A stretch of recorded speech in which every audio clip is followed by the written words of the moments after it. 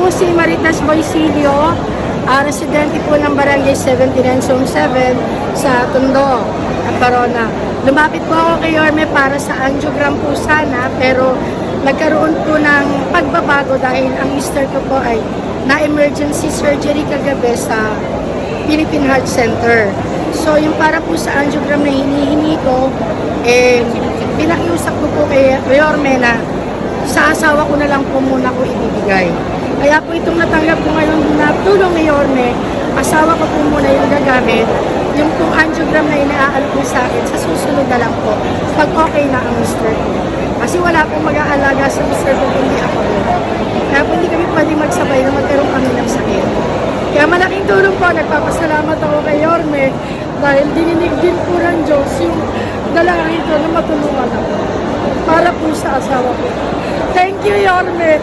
Hindi ka po namin makakalimutan. Maraming salamat po. Thank you po.